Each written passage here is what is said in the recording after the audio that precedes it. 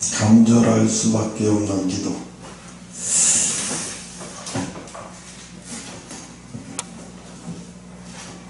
간절할 수밖에 없는 기도. 간절할 수밖에 없는 기도. 사람은 간절할 수밖에 없는 기도를 할 때 그때 능력이 나오게 돼 있고 그때 능력이 임하게 돼 있어요. 사도행전 1장 8절에 보면 이런 말씀, 오직 성령이 너희에게 임하시면 너희가 권능을 받고 예루살렘과 온 유대와 사마리아와 땅끝까지 이르러 내 증인이 되리라 그랬어요. 성령이 임하시면 권능을 받는데요, 권능을 받고 예루살렘 온 유다의 사마리아의 땅끝까지 이르러 하나님을, 예수님을 증거하는 자가 된다는 거예요. 자기가 하기 싫어도 그렇게 된다는 거예요. 그러니까 오늘 우리가 생각하는 건 뭐냐면, 간절할 수밖에 없는 기도를 드리는 것이 쉬운 일은 아니에요.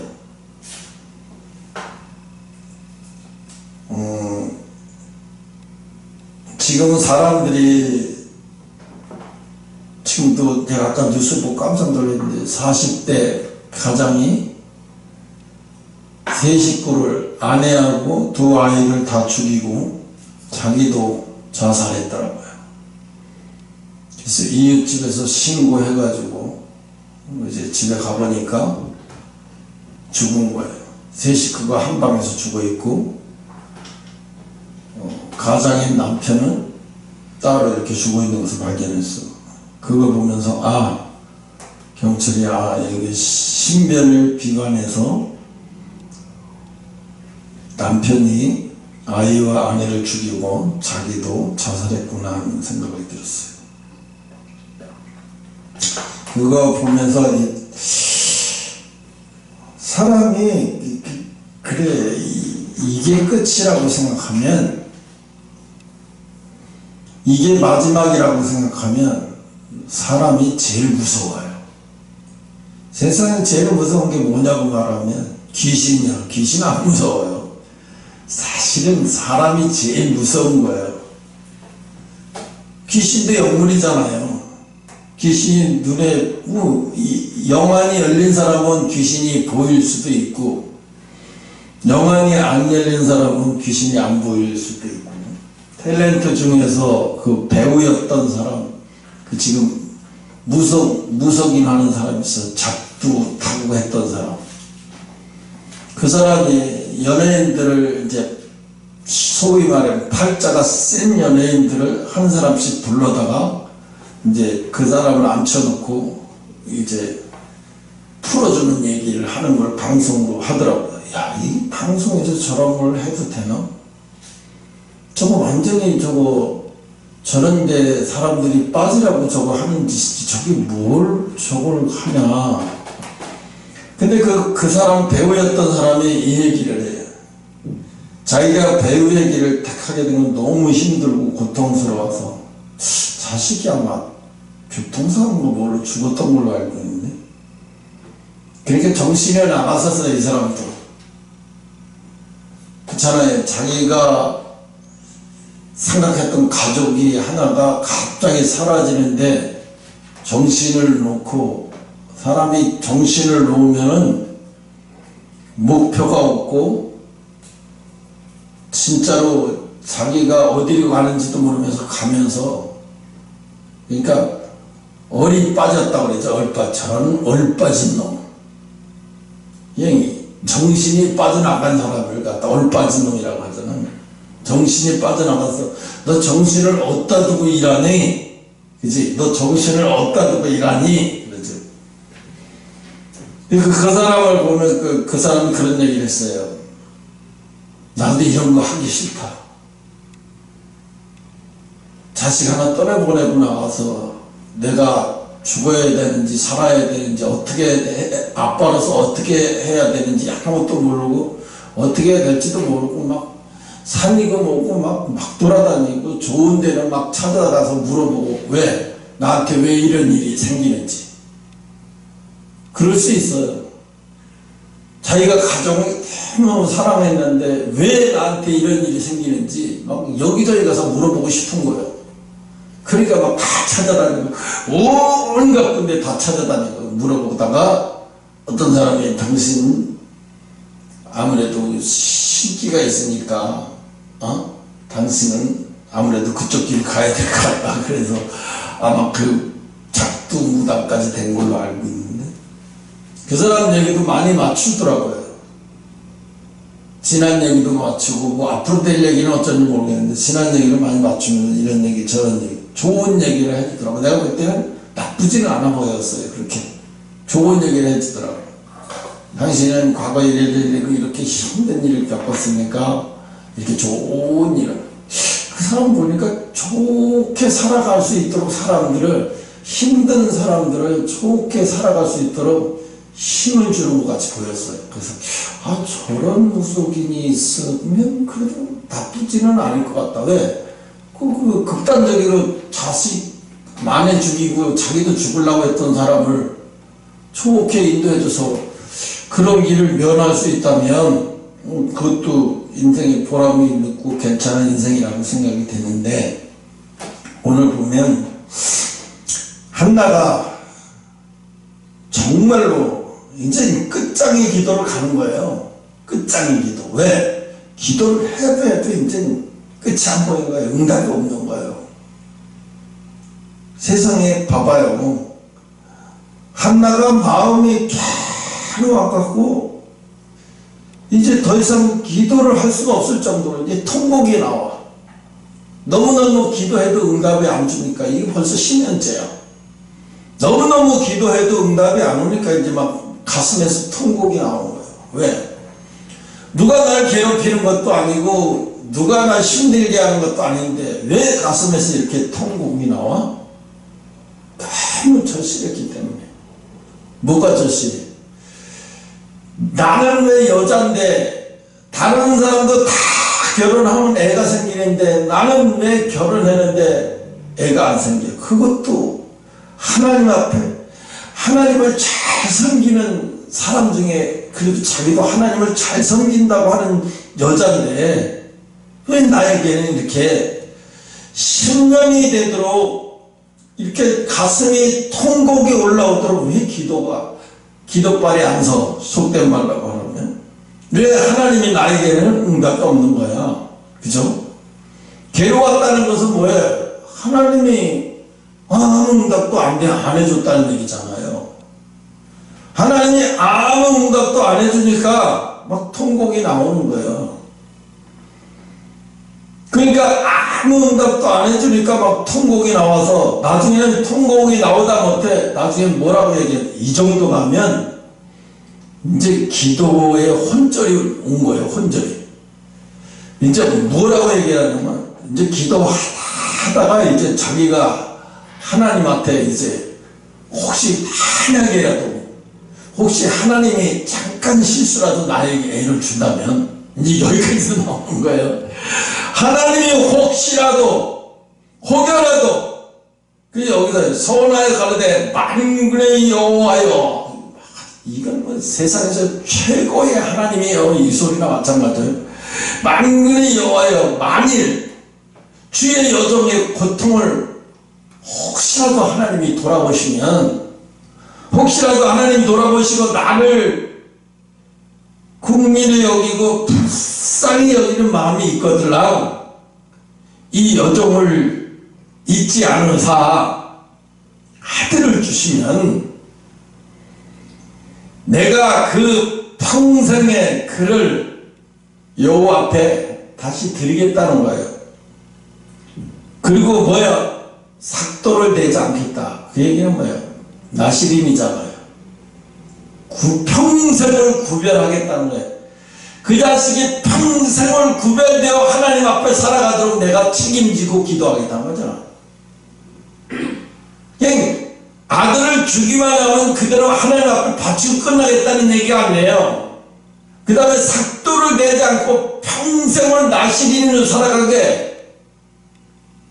그러면 자기 자식이 알아서 평생을 나시림으로 살아가는 게 아니에요. 한나가 숨이 끊어질 때까지는 자기가 그 일을 위해서 기도하겠다는 거예요. 내 평생에 그냥 그 자식이 하나님 앞에 구별되어 살아가도록 내가 평생을 내가 죽을 때까지 그런 기도를 하겠다는 거예요. 엄청난 기도를 하겠다고 얘기를 하는 거예요. 속된 말 다시 한번 말하면 내가 기도의 사람이 되겠다는 거예요. 야, 이건 대단한 거예요. 그러니까 하나님이 이 말이 나와야 되는 거예요. 나올 때까지 기다렸는지도 모르겠죠. 수없이 내가 이런 설교를 했었잖아요. 그러니까 사람은 어떻게 해요? 절실해져야 돼요. 절실해져야만 진실해져요. 사람이 처음부터 진실을 아니에요. 그렇지 않아요. 처음부터 진실할 줄 알아요.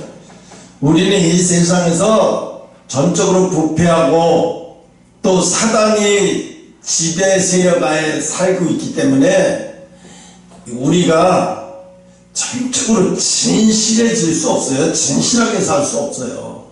힘들어요. 진실하게 산다는 건. 그런데 이 한나가 아들 하나, 자식 하나 낳아보는 게 소원이고, 남들이 다 누리는, 남들이 다 하는 거, 그잖아요. 남들이 다 하는 건데, 결혼만 해도 막 애가 철철철 다 들어서는데, 남들이 다 하는 건 나는 안 들어서, 아무리 해도 안 돼. 응? 아무리 해도 안 돼. 꼭 지금의 나 같아. 응? 어떤 사람은 막, 들어보면 뭐 설교 별것도 아니에요.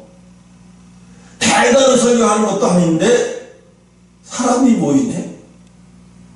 사람이 모여. 그리고 또 막 교회도 크게 짓고. 그런데 이런 사람들 속에서는 뭐가 있냐면 하나님 앞에 갈 때 뭐냐면 절실하고 아주 절실함은 그 속에서 없어요. 하나님이 아무것도 주지 않았는데 그가 아주 절실한 마음으로 하나님이 다 반대로 하나님이 다 주는데 그가 절실한 마음으로 하나님 앞에 가까이 가면서 산다는 사람은 못 봐서 내가 그렇게 신앙생활을 잘하는 사람은 거의 없다고 봐도 무방하지 않을까 싶어요.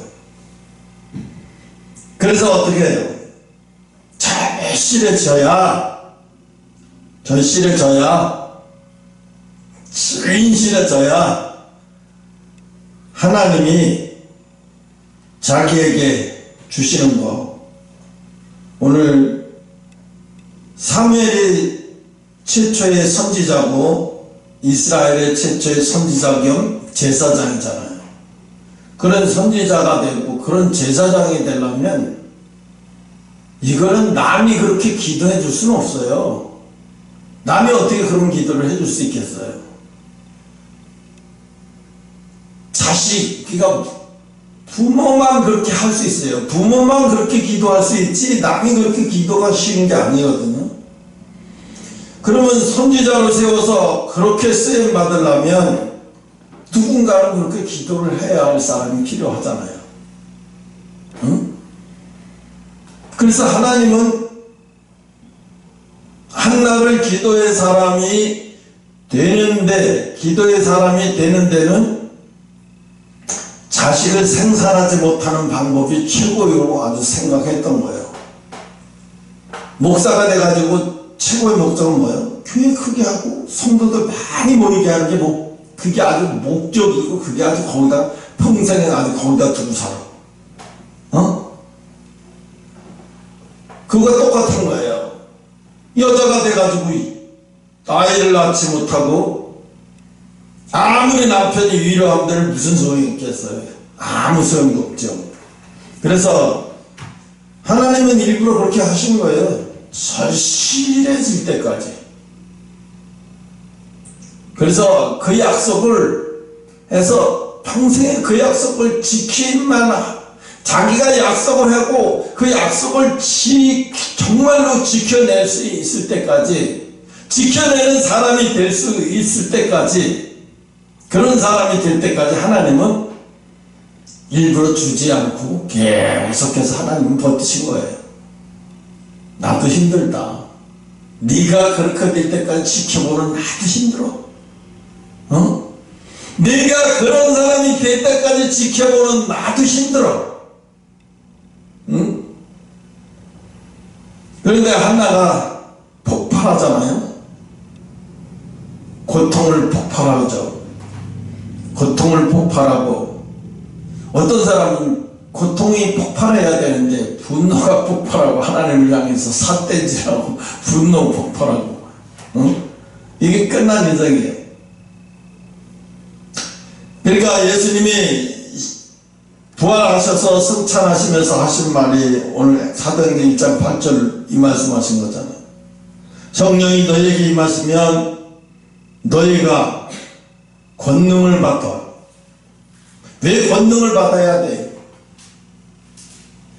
오늘 이 한나가 권능이 임해야 돼요. 왜 권능이 임해야 돼? 권능이 임해야 평생 기도로 갈 수 있어요. 자기 죽을 때까지 기도로 갈 수 있어요.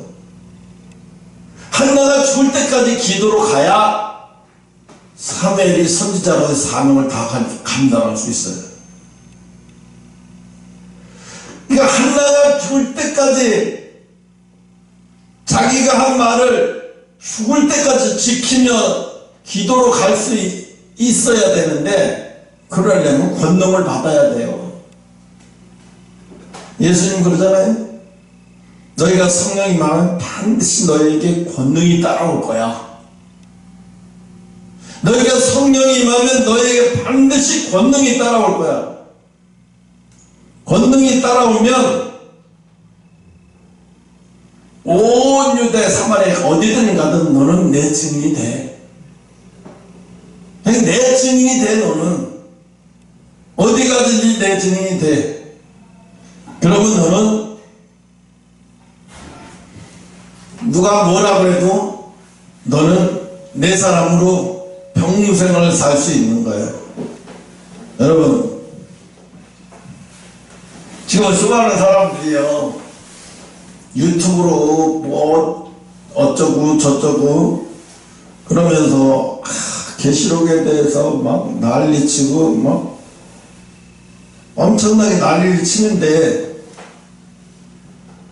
그런 사람들의 설교를 듣거나 방송을 들으면 사람의 마음의 평정을 잃어버려. 그 다음에 뭐가 찾아오냐면 불안이 찾아와. 이거 나는 구원받을 수 있나? 이거 나는 들림받을 수 있는 건가? 뭐 걱정한다고 들림받아지고 걱정한다고 휴거가 되면 얼마나 좋겠어요. 근데 아무리 걱정을 해도 소용없어요. 걱정한다고 들림받아지고 걱정한다고 휴거 대상자의 자기 이름이 새겨지는 게 아니기 때문에, 응? 어떻게 돼요? 마지막에 들림받을 때는 어때요? 증인들만 들림받는 거예요. 증인이 어떤 사람이냐? 이렇게 되면 이 계시록이 쫙 풀리는 거예요. 증인이 어떤 사람이냐? 권능이 많은 사람이에요. 권능이 많아요. 우리는 지금요, 하나님이 역사만 안 했지 우리가 가는 곳에 권능이 임해요. 뭘 보고 알 수 있냐? 난 특히 그래. 머리 깎으러 가면 이상하게 이발소에 머리 깎으러 가도 갑자기 어떤 머리 깎으러 사람이 바글바글해져. 나 거의 염색 다 끝나가지고 머리 감고 있으면 사람이 바글바글해. 사람이 없다. 가다가도 옷을 아무도 없는데 옷가게에서 옷을 바지 하나 사려고 하는데도 갑자기 바글바글해지고, 또 어떤 데는 내가 뭘 사지도 않았는데 이렇게 보고 있으면 사람들이 바글바글해. 그럼 난 안 사고 그냥 나왔는데 막 사람들이 막 사. 결국 내가 바람잡이 한 건가? 결국 내가 바람잡이 한 거잖아. 나 때문에 저 사람은 많이 팔아먹네. 물건도 많이 팔아먹고 묻도 많이 팔아먹고.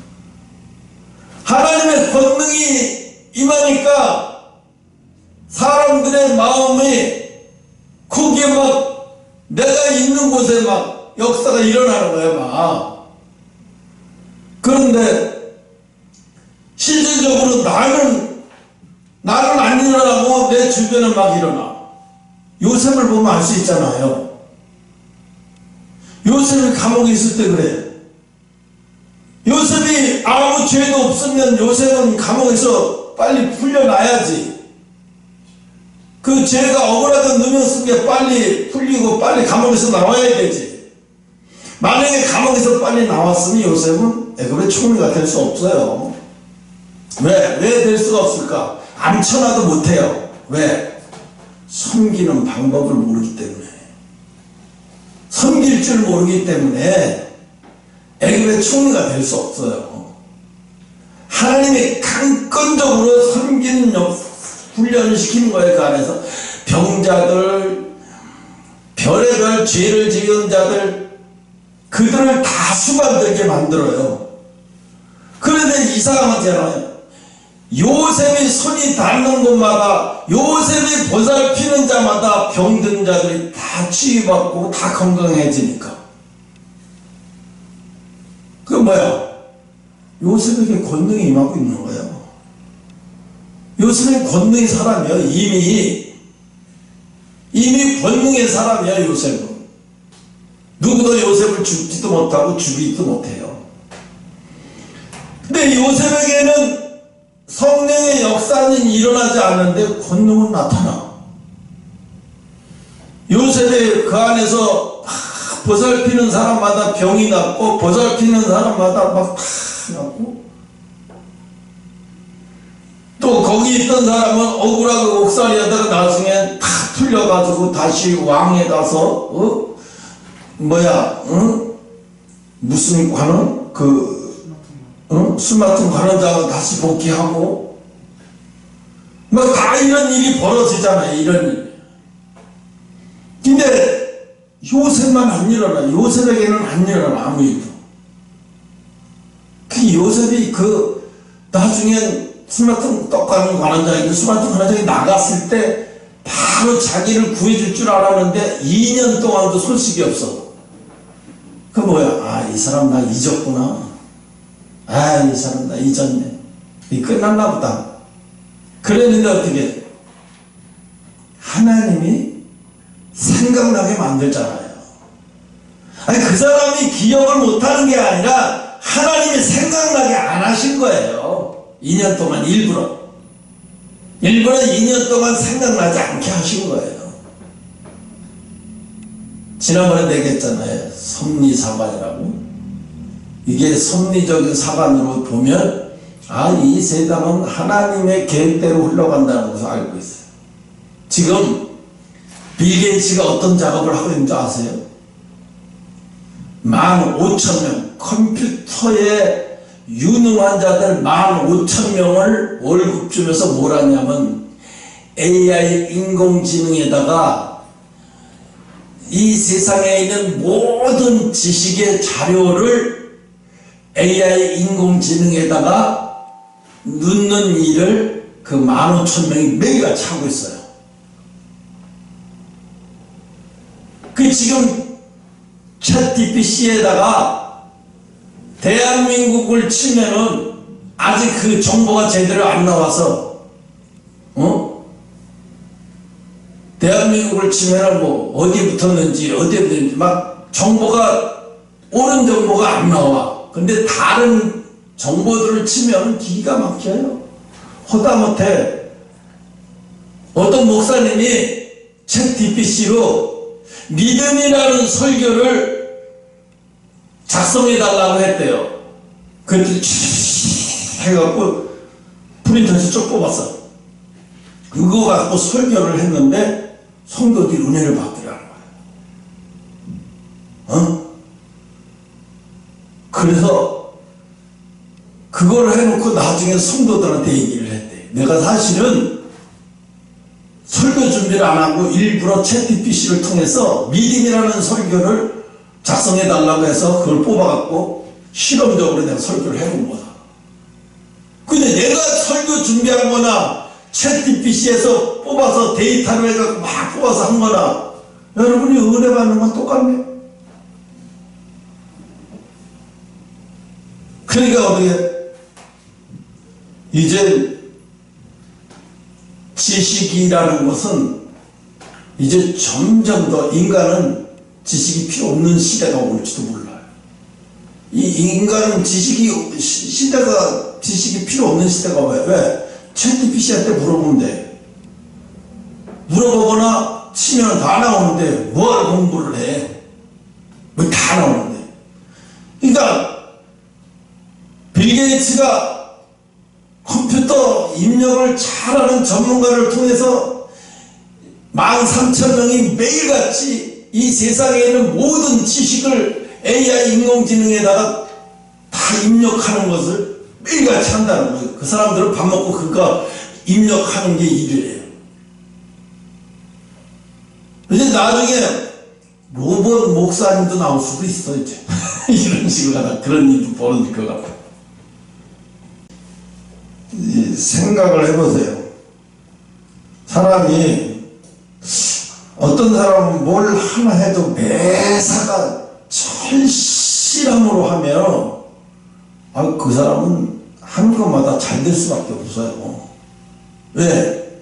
뭘 해도 항상 절실한 마음으로 하거든요. 뭘 해도 항상 간절한 마음으로 하거든요. 이런 마음을 가진 사람은 이건 복받은 사람이에요. 이 사람은 이건 축복받은 사람이에요. 예수님이 지나가다가 왜 그 많은 사람 중에서 삭개오만 봤어? 삭개오가 뽕나무 위에 올라갔으니까 삭개오를 봤을까요? 아니에요. 그 많은 사람들의 마음을 다 본 거예요. 예수님은 능력이시잖아요. 1000명이 있든 10,000명이 있든 그 많은 사람들의 마음을 다 보시잖아요. 거기서 어떤 마음을 가진 사람을 봤을 것 같아요? 최고 절실한 마음을, 나에게로 향하는 절실한 마음을, 누가 그렇게 나에게 절실한 마음을 갖고 있는지를 예수님은 그거 본 거예요. 삭개오가 뽕나무 위에 올라갔으니까 본 게 아니고요.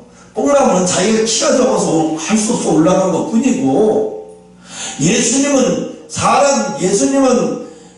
사람의 시각으로 보면 안 돼. 뽕나무에 올라갔으니까 잘 보여서 삭개오로 봤다. 그건 인간의 시각이고, 그 애들은 유치부의 애들을 가리킬 때는 그런 식으로 가리키는 거지, 영적으로 가리킬 때는 그 뽕나무 위에 올라간 거는 키가 적어서 그냥 올라간 것 뿐이야. 아무 의미 없어. 예수님이 볼 때는 뽕나무 위에 올라갔나, 사람들 뒤에 꽉 차서 안 보이는데 그 안에 있는데 얼마나 간절한 마음을 갖고 있나, 예수님께 다 보여.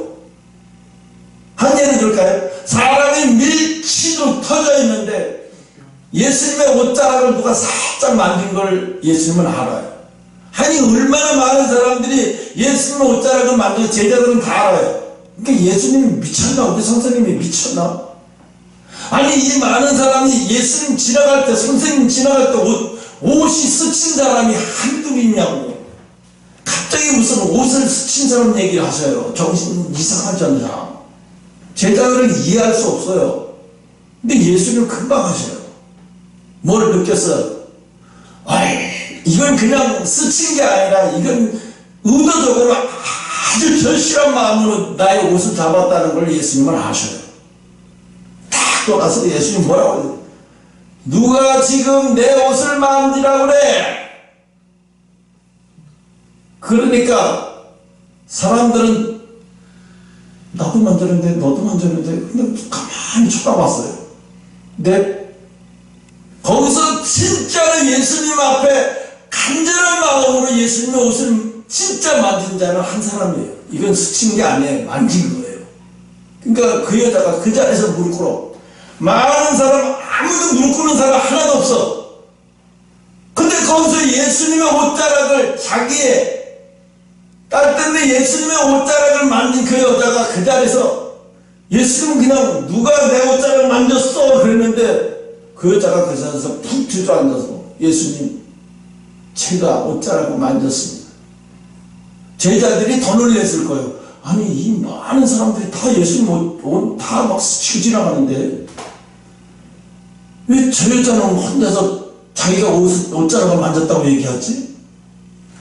간절한 마음으로 왔거든요.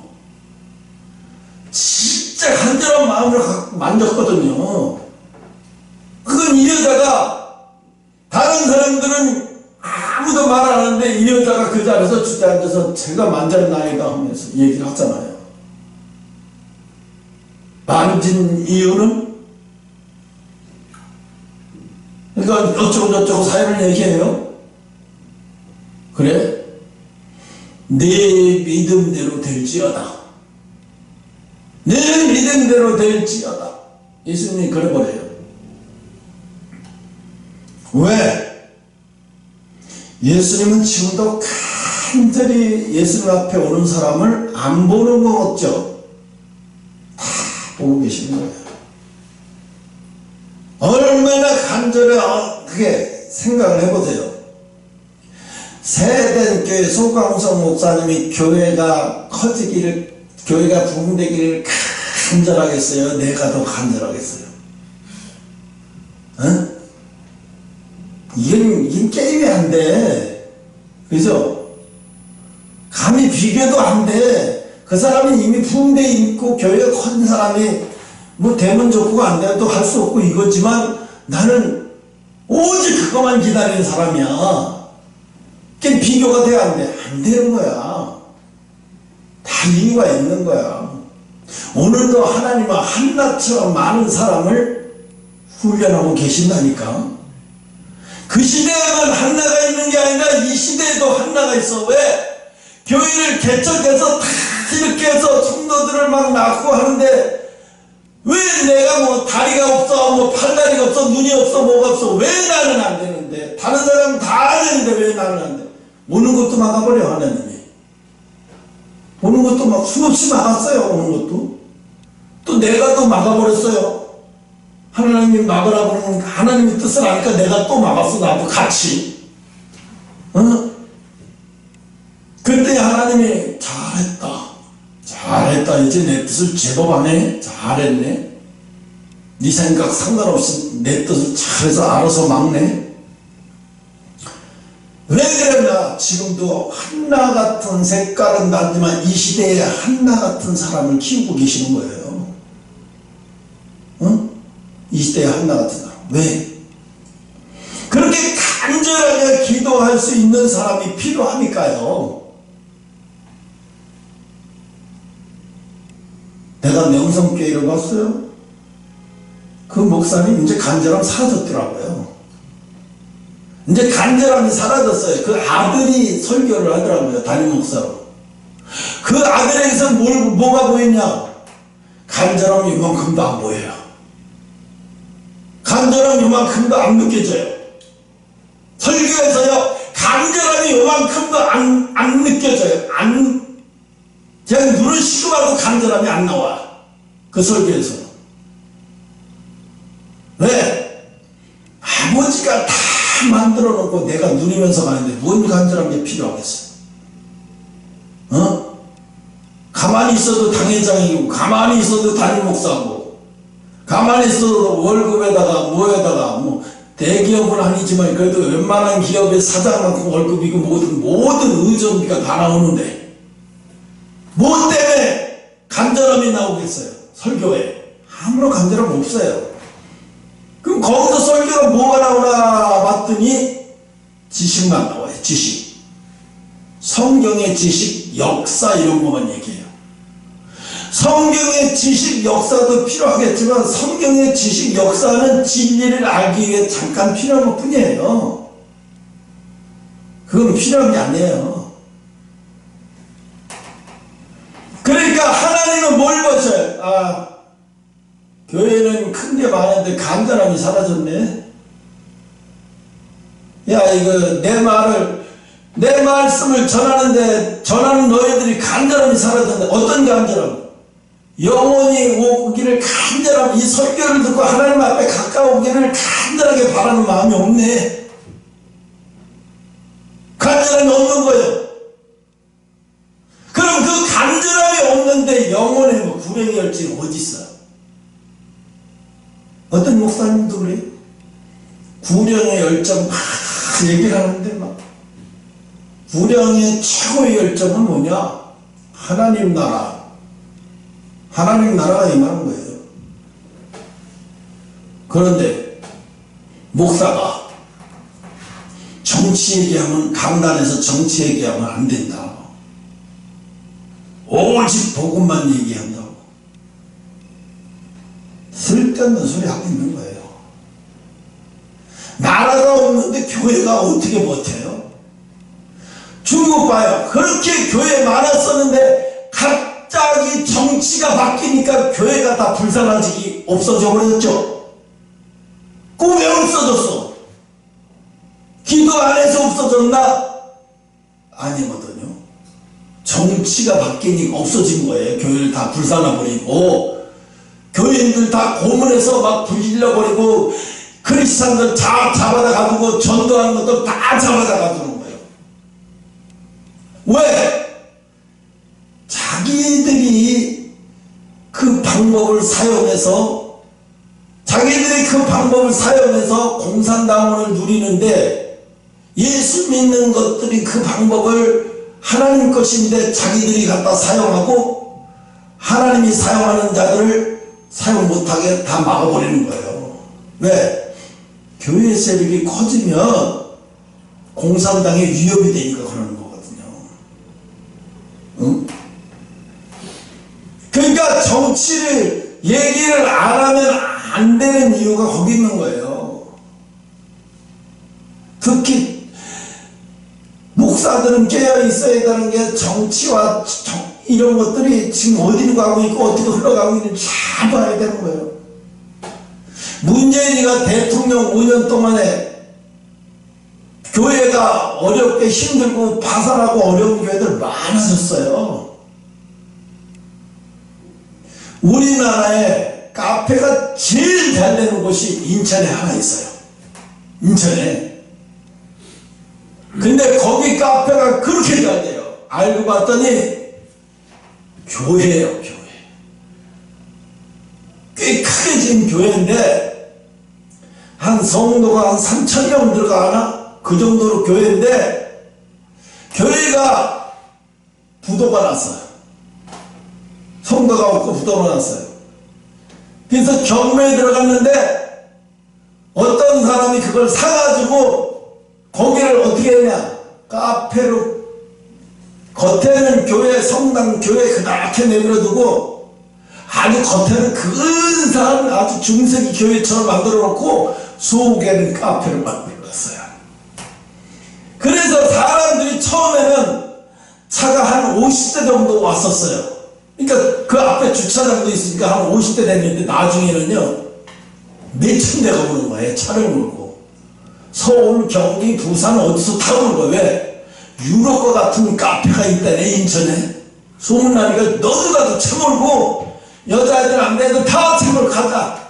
너 구경하라. 우리 거기 가서 구경 가자. 거기 가서 그 카페 가서 술도 먹고 마시고, 거기 바닷가에서 방도 하나 잡아놓고.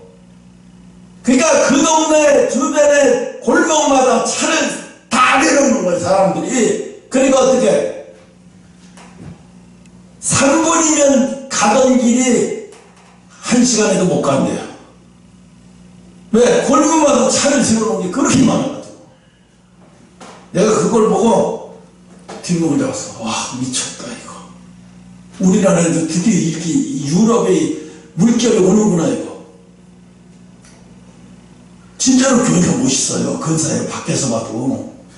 근데 십자가 탐만 없애버린 거예요. 십자가만 없애버린 거예요. 야, 이럴 수가 있나.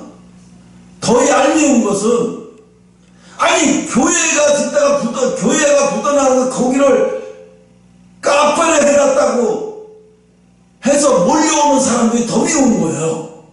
그게 뭐가 다르다고 그렇게 밀려오는 거예요. 그거. 교회가 카페가 된 게 그렇게 고소해?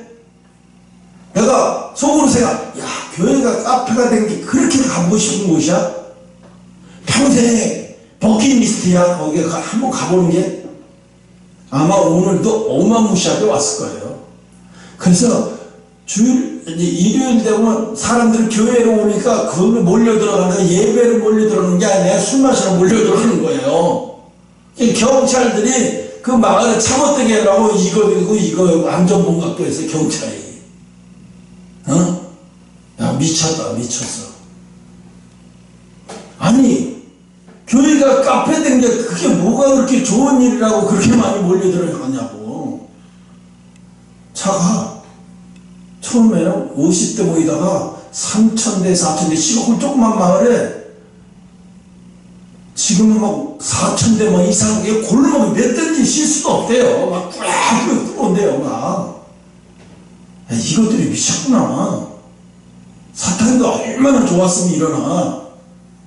내가 내 생각에, 야, 사탄이가, 교회가 카페 된 게 얼마나 좋으면 이렇게 몰려오나, 사람들이. 그게 몰려올 일이냐고. 아무리 봐도 그게 없거든요. 근데 그렇게 몰려오는 거예요. 아이고, 권능이 땅에 떨어졌네. 권능이 땅에 떨어져서 그걸 보니까. 그래서 예수님이 아까 그러셨잖아요. 예수님을 어디 가시든지 뭐예요? 간절한 사람을 찾는 거예요. 한나가 그렇게 간절하죠? 예수님이 아까 옷자락 만졌는데, 아니 그 뒤에서 예수님 뒤에 한두 사람이었겠어요? 바글바글 했겠죠? 그런데 예수님 앞에 옷자락 만진 걸 예수님은 뭘로 느껴요? 간절함을 느껴요. 사람의 마음을 읽어버리니까. 누가 엄청난 간절한 마음으로 이 옷에 손을 대네? 누가 내 옷에 손댔어? 그러면 사람들이 나도 손대면 손댄 사람이 한둘이야? 그러고 손댄 사람도 아무렇지도 않아요. 근데 진짜 의도적으로 손댄 사람은 자기가 손댔다고 양심의 고백을 하면서 주저앉아 버리잖아요. 왜? 난 의도적으로 손을 댔어, 나는. 이게 밀려서, 사람들이 밀려서 예수님을 손댄 게 아니라 내가 낫고자 하는 마음으로 손을 냈어, 내가. 의도적으로. 그러니까 예수님이 의도적으로 예수님의 옷자락을 만진 것을 금방 읽어버려요. 아, 간절했구나, 네가? 얼마나 간절했는지. 예수님이 다 아시면서도 물어봐요. 왜 만진 이유가 뭔데? 왜 그렇게 간절했는데? 그럼 물어봤죠. 왜 그렇게 간절했는데? 어쩌고. 삭개오야, 내려와라! 너가 얼마나 간절한지 내가 알겠다. 가자, 내 집으로. 아무것도 말 안 했어요. 가자, 내 집으로. 삭개오는 가면서, 뒤따라가면서. 그 남자이니까 걸어버리니까 얼마나 웃기겠어요. 뒤따라가면서. 내가 내 재산 절반을 떼서 가난한 자에게 나눠주고 내가 네게 강제로 취하는 사람을 갖겠나이다. 이놈아, 뭐 그러면 거지 될 텐데. 그래도 상관없어요. 그래도 상관없어요. 나는 예수님이 나를 알아줬으니까. 그래, 내가 너희의 집에 가서 오늘 좀 유하자. 오늘 좀 쉬자. 삭개오가 난리가 났어요. 더 좋아서. 예수님이 삭개오 집 앞에서, 삭개오의 집에 들어가서 너무 좋으시니까 예수님도 어쩔 수 없으셔요. 너무 좋으니까 어떻게 예수님이 축복을 해주셔요. 삭개오야, 내 집에 강아지까지 짐승까지 다 어떻게 구원을 받으리냐. 아니 무슨 짐승도 구원을 받나. 그렇다는 얘기예요. 예수님이 그냥 축복을 해셔버린 거예요. 왜? 그 간절함을 보고. 우리가 기도를 그냥 의무적으로 하는 것도 중요해요. 습관적으로 와서 기도하는 것도 굉장히 중요해요. 그러나 그 한 단계 더 올라가는 건 뭐예요? 간절함이 습관화되는 건 이건 보통 무기가 아니에요. 간절함이 습관화돼서 기도하는 거는요, 이건 보통 무기가 아니에요. 그러니까 간절한 사람이 나라를 위해서 기도 한 번 하는 거와 그냥 그렇지 않은 사람도 수만 명이 와서 기도하는 거는 게임이 안 되는 거예요. 여러분, 에스더가 3일 금식하고 가서 왕 앞에 나가서 죽으면 죽으리라고 나가서 해서 민족을 구했잖아요. 에스더의 3일 금식은 그냥 단순한 금식이 아니잖아요. 민족을 위한 금식이에요. 얼마나 간절하면요. 왜? 너 그 앞에 가면 죽어. 너 그 왕이 불러지도 않았는데 네가 나가면 잘못하면 네 생명도 죽을 텐데 너 그걸 각오하고 나가는 거야? 지금 내 목숨이 중요한 게 아니잖아요. 나라와 민족이 중요하지 내 목숨이 어찌됐든 그게 뭐가 중요해요? 나라가 중요한데 지금 나라가 죽느냐 마느냐 하만한테나 먹어서 나라가 죽느냐 사느냐가 문제인데 민족이 말살되느냐 안 되느냐가 지금 중요하대. 요즘에 연극 윤동길인가 뭔가 뭐더라? 안중근인가 뭔가? 그게 엄청나게 연극 뭐라 그러죠? 노래 부르면서 하는 그 연극? 뮤지컬? 뮤지컬이 엄청나게 인기인데 그게 뭐 10몇만, 20만원씩 이상 줘야 되나 볼 수 있나 봐요. 굉장히 비싸게. 근데도 매진돼서 쉽게 예매가 안 돼요. 엄청나게 인기가 좋다고 하더라고요. 왜 사람들이 그거 할까? 그걸 보고 나면 감동을 받게 되고, 와, 나라를 위해서 이렇게까지 감동을 줄 수 있단 말이야. 야, 그 뮤지컬이라고 하는 연극을 통해서 안중근이라는 사람이 나라를 위해서 그 추는 행동했던 그 감동이 그냥 자기에게 전율을 느끼니까 25만원 아깝지 않은 거예요. 응? 아깝지 않은 거예요. 그래서 여러분, 제일 무서운 사람이 어떤 사람이냐? 항상 뭘 해도 아까도 얘기했잖아요. 뭘 해도 절실하게 하는 사람이야. 이 사람은 엄청난 복을 받은 사람이에요. 여러분 습관을 길러야 돼요. 뭘 하나 해도 절실하게 하는 법을 배워야 돼요. 그냥 뭘 하나 해도 절실하게 하는 법을 배워버리면요, 이 사람은 어마어마한 무기를 갖고 있는 거예요. 이 사람이 나중에 하나님 앞에 쓰임받기 시작하면 이거는 대체 불가능한 사람이 되는 거죠. 대체 불가능한 사람. 그러니까 예수님은 뭐라 그래? 너희에게 성령을 받아야 하는 이유가 너희에게 권능이 임하니까 그래. 여러분, 이 진짜 애굽의 사람들이 주변에서, 아말렉 사람들도 주변에서 막 물이 없어서 그냥 물을 막 파고 농사를 띄워 짐승을 물을 먹여야 되는데 아무리 물을 파도 물이 안 나오는데 아브라함은 어디서 굴러먹다 오는 놈이 와가지고 옆에서 물을 쉽게 파더니 물이 펑 터져가지고 가축들을 막 먹이니까 옆에 있던 사람들이 저거 뭔데? 우리는 수없이 물을 파도 물이 안 나오는데 저건 뭔데? 한 번에 오자마자 물을 파니까 물이 펑펑 나와? 가만히 생각해도 화가 나잖아요. 왜? 저건 뭐지? 뭐긴 뭐야? 권능이 임한 사람이지. 권능이 임한 사람은 우물을 파도 다른 사람하고 틀려. 보통 간절한 마음, 뭘 해도 간절한 마음이 넘치니까 그 우물을 파도 물이 안 나올 수가 없어. 물이 안 나올 수가. 이 감내마다. 그래서 하도 저들이 시기 질투하니까 그거 덮어버리고, 옆에 다시 파면 또 물이 나오고, 또 시기 질투 덮어버리고, 저쪽에 가서 다시 물이 나오니까 이 사람들이 나중에 겁이 나서 못 건드려. 너무 무서운 거야. 우리도 거기 파는데 물이 안 나오는데 저들로 파니까 물이 나오네. 너무 무서우니까 아말렉한테 아말렉도 이제 누구야? 저기 아브라함 찾아가서 뭐라고 얘기해? 우리 약조를 하자. 서로다가 시기도 안 하고 서로 이렇게 맺었자 우리가 일본하고 우연해서 앞으로 잘 살아보자 하는 것처럼 이렇게 해보자고 자기네들이 와서 약조를 맺자고 얘기하잖아요. 그런데 아들인 이삭도 또 그 지역에 가서 또 똑같은 거를 경험하네. 왜 이삭한테도 똑같은 역사가 일어날까요? 이삭에게도 권능이 맺기 때문에 그런 거예요. 왜 이삭에게? 하나님이 이삭을 뭐예요? 이삭은 어떤 사람이죠?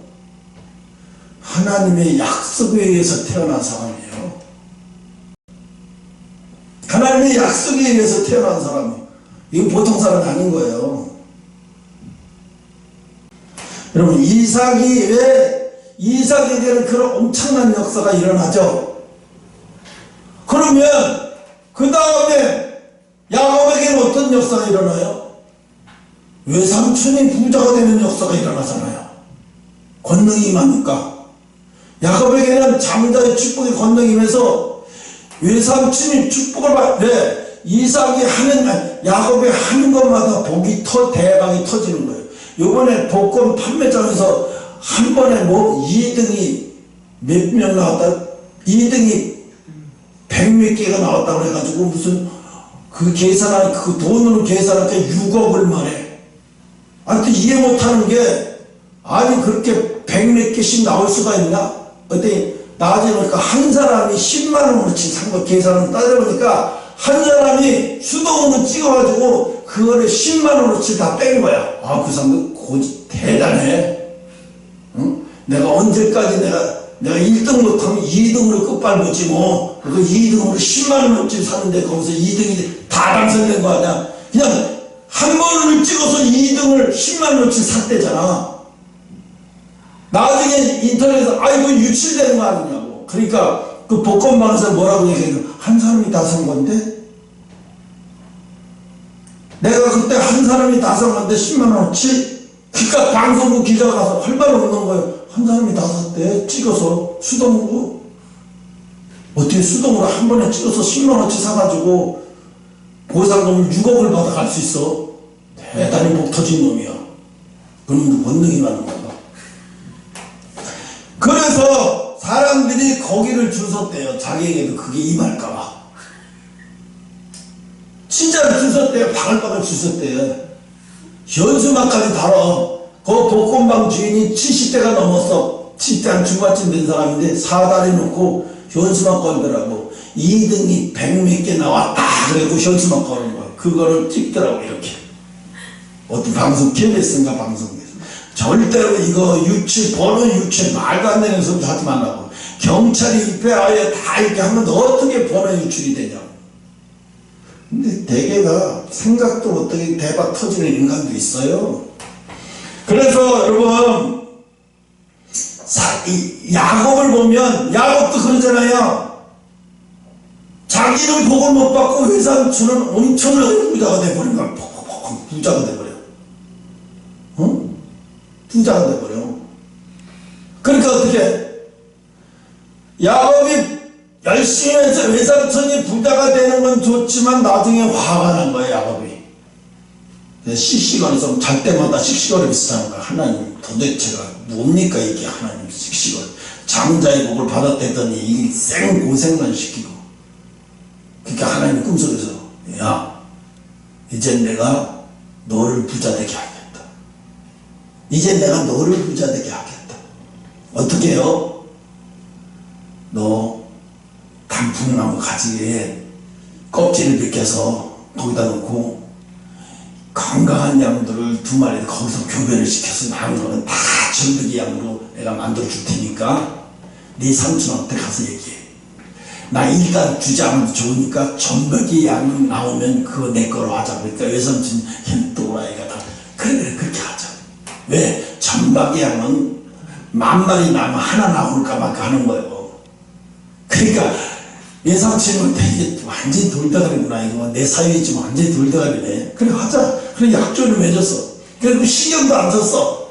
야곱이 양을 얼마나 키우는지 지가 재산이 대봐야 얼마나 되겠어. 나중에 보니까 라반이 보니까 자기 재산은 재산도 아닌 거예요. 너 이거 어떻게 된 물감 칠한 거야? 이거 어떻게 된 거야 이게? 이게 바로 권능이에요. 이 권능의 역사가 일어나는 거예요. 응? 왜 권능의 역사가 처음부터 일어나지 그거 외삼촌을 부자가 되게 한 다음에 그러냐? 네 성품부터 고친 다음에. 하나님이 나한테 그랬어요. 야, 하나님, 한인의 사장님하고 사모님은 미국 가신다는데, 하나님, 저는 미국은 못해도 네팔에도 가게 하시던가. 하나님은 나를 왜 이래요? 왜 이렇게 내버려둬요? 하나님 응답 왈 뭐라고 말씀하신 줄 아세요? 너한테 아직 시기 질투가 남았느냐.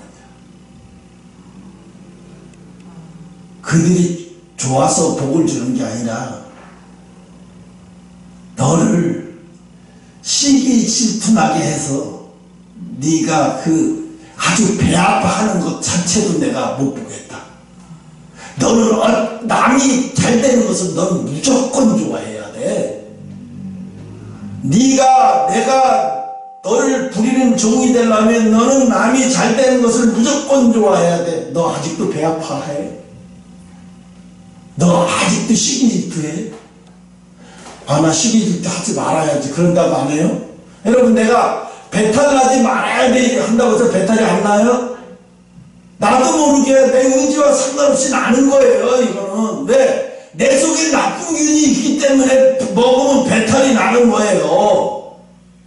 그러니까 하나님 뭐라 그래? 그들을 위해서가 아니야. 너 시기 질투가 아직 남았어. 하나님 무슨 시기 질투야? 너 아직 배 아파하는 게 남았어. 너 배 아프잖아. 너 시기 질투 남았어. 근데 내가 안 아파야지. 나 시기 질투 없애버려야지. 아니에요. 주의등이 더 많아요. 이건 그러니까 하나님, 나는 너무 놀래버려서요. 정말로 소스라 칠 정도로 놀래버렸어요. 하나님 이거란 말이에요? 아니 30년 동안 여지까지 나를 갖다가 아직도 거기다가 그 속에다 집어넣었단 말이에요? 조금 화도 났어요. 응? 화도 났는데 하나님은 그거예요. 네가 권능의 사람이 되면은 네 주변에 가는 데마다 내 주변이 다 잘 돼야 될 테고 너와 연결된 사람들은 다 복을 받아야 될 텐데 네가 배 아파하고 네가 시기 질투가 아직 남아있으면 그걸 네가 가질 수가 없어. 권능을 네가 가질 수가 없어. 권능의 역사가 너에게서 나타날 수가 없어. 응? 그러니까 제가 그것도 봐요. 왜 정광훈 목사님이 힘들게 막 경상도 사람들은 수없이 많이 와가지고 서울을 한 번 집회 때마다 그렇게 힘들게 하는데 왜 저들은 그게 배가 아프고 시기 질투가 나서 그 북에서 넘어온 장성급 그 사람을 갖다 꼬여가지고 그쪽에서 한대잖아. 그러니까 또 이쪽에서 조나단 목사님이 그 무슨 선생 북에서 넘어온 고위 그 무슨 선생님 돌아와요 그렇게 외쳐. 왜 그렇게? 그 사람 꼬임에 넘어갔어. 그들의 시기 질투에 넘어가서. 왜? 내가 이왕이면 여의도 그 수보께 어마어마한 교회 목사님하고 가깝게 지내는 게 낫지. 뉴타운 한다고 하면서 그 개발에 다 교회 같지도 않은 그 장막 치고 예배를 드린 거기서 내가 지금 해게 생겼어. 이 사람이 맛이 빡 가는 거예요. 왜? 북에서 넘어왔다 보니까 보이는 게 전부거든요. 이 신앙의 사람 아니에요, 그 사람은. 보이는 게 다니까, 여기도 숙공교회 이영훈 목사하고 노석광성 목사, 여기도 많네. 저기도 큰 교회네. 이런 목사님들이 모여있는 데로 가야지. 내가 여기를 왜 가? 이렇게 되는 거예요. 왜 그렇게 될까? 아니, 잘하면 부활절날 세 군데, 네 군데서 예배드리게 생겼어요. 한 사람은 용산에 드리고, 한 사람은 광화문에 드리고, 한 사람은 여기서. 왜 그럴까요? 시기 질투 때문에 그런 거예요. 지금 시기 질투 때문에 배 아파, 광화문 집회를 배 앞에 하는 사람이 수두룩이 많아요. 그러니까, 그거 왜 그럴까요? 죄종들이 거듭나지 못해서 그런 거예요. 성도들이 그거 알아야 돼. 근데 성도들이 알아요? 몰라. 왜 그런지. 그냥 정광 목사님 잘못해서 저러나 보다. 그렇게 생각하죠. 그래서 왜? 아이고. 그래서 거듭나지 못하고 교회가 부흥된다는 것은요, 타락의 원상이고 타락의 지름길이에요. 그 사람은 오히려 다른 사람은 구원받게 하고 자기는 구원 못 받는 영혼이 될 수 있을 가능성이 상당히 크고, 자기도 들어가지 못하면서 남도 못 들어가게 하는 악의 도구가 되는 거. 그래서 왜 한나를 왜 이렇게까지 힘들게 할까요? 한나가 얼마나 시기 질투가 났겠어요. 그죠? 아니 몸종을 붙여줬더니 그 몸종도 애를 잘 낳는데, 나는 왜 10년째 기도하는데도 애가 안 들어서서. 뭘까 이유가? 그때 한나가 사람이 너무너무 시기 질투가 나고 그러면요, 이쪽에서 천불이 나. 천불. 왜? 아이고 씨, 저 사람은 정말 저렇게 살면 안 될 사람이 저렇게 행복하게 살아. 악질적이고 못된 놈이 저렇게 행복하게 살아. 그러면요, 난 기도하지만 기도하면서도 배가 너무 아픈 거예요.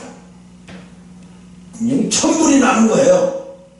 지금 한나가 천불이 나는 거예요. 도대체 내가 뭘 그렇게 잘못해서 내가 10년째 기도해 애를 안 들어서게 하고.